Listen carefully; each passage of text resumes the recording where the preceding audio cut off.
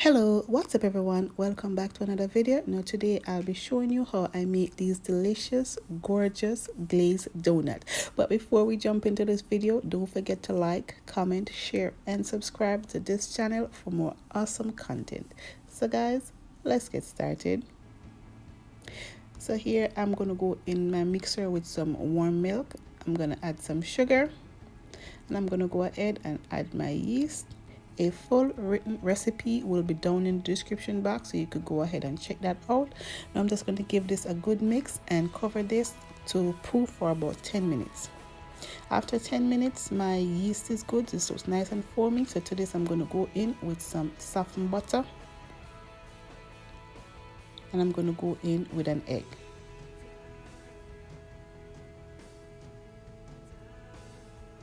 Now I'm going to attach my dough hook and I'm going to give this a good little mix to break up the yolk and kind of incorporate it into the milk a bit. Now I'm going to go ahead and add my flour. Today I'll be using bread flour, but all-purpose flour is fine.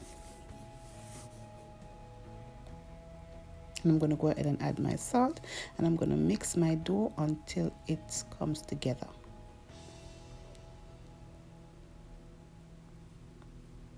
Now the dough will look a little bit tacky and you will be tempted to add more flour, but don't, just keep on mixing until everything releases from the side of the bowl.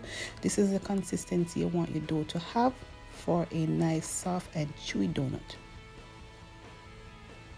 Now I'm just going to allow this to proof in the same pan for about an hour or until it's doubled in size.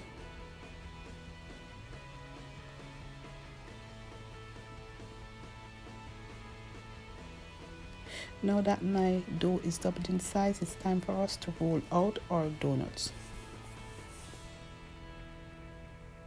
Now when we're working with bread flour tend to retract a lot, so you want to allow it to rest, because if you roll it out and just cut, it's going to shrink up. You want to allow the gluten in the flour to relax once you are handling it, because I'm going to show you, if you try to cut this as you roll it, it's going to shrink right back up. So you want to allow this to get a little bit of resting time.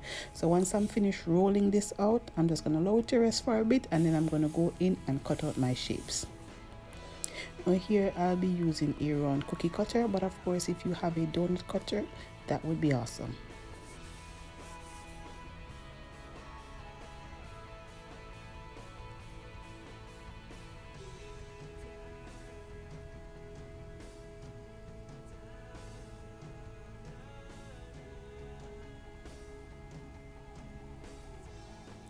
Now I'm going to go in with this little thing that I have here. Anything that can cut out these holes. You don't have to have a perfect thing for this. You could use the tip of a piping bag and piping tips to get some nice circle. Then I'm going to place these on the parchment paper, so when I'm ready to fry them, because I'm going to allow these to proof again for another 20 minutes, so when we move them they don't get squishy. And of course you could fry your donut holes, or you could just wrap them back up in a ball, roll them out again and get some more donuts. Now it's time for frying. Now you don't want to make your oil too hot, but at the same time you don't want the oil too cold, because if the oil is not hot enough, it will soak up a lot of grease and your donut will taste oily. We want the temperature just right. Now I'm going to go ahead and fry these off until they're nice and golden brown on one side, and then flip these over and allow them to cook all the way through. I personally don't like my donut too dark, so once they're fully cooked, I will remove them from the oil.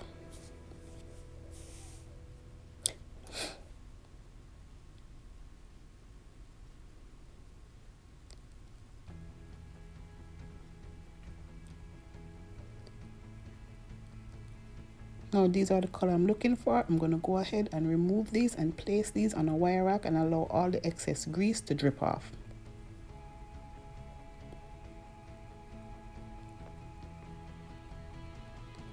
I'm going to continue on frying up the rest of these.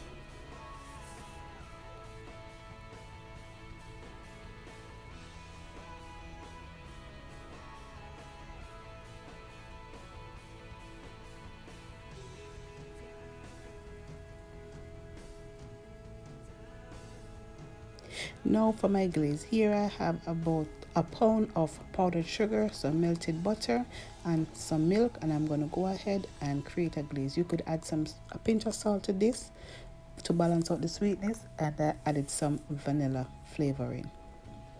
Now I'm going to make a big batch, and then I'm going to divide these into 3 parts.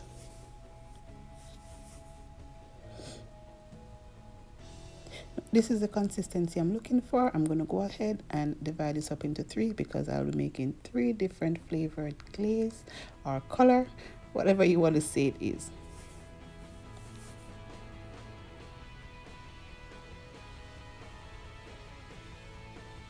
Now I'm going to go ahead and make my chocolate ones. So here I'm just going to add some chocolate syrup. Of course, you could use cocoa powder if that's what you have, or you could melt down some chocolate and add it to your glaze.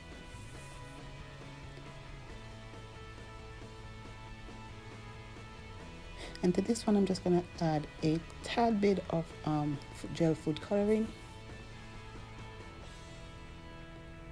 And I'm going to give this a good mix for my pink donuts. And I'm just going to leave one plain. So for the pink one, I'm just going to go ahead and dip it generously and allow it to drip off. And then I'm going to add some sprinkles just for fun, because the kids love the sprinkles. My kids love sprinkles, so I'm going to go ahead and add some sprinkles. And I'm going to go in with the plain one. And then I'm going to dunk this into the coconut. Now here you could use whatever topping, filling, it's optional. You could do whatever you like, and you could leave it, you could just leave it plain. Or you could just glaze and leave it alone. Whatever you want to do is your donut. But my kids will be enjoying these, and they like the sprinkles and the fun toppings. So it's totally up to you what you do with your donuts.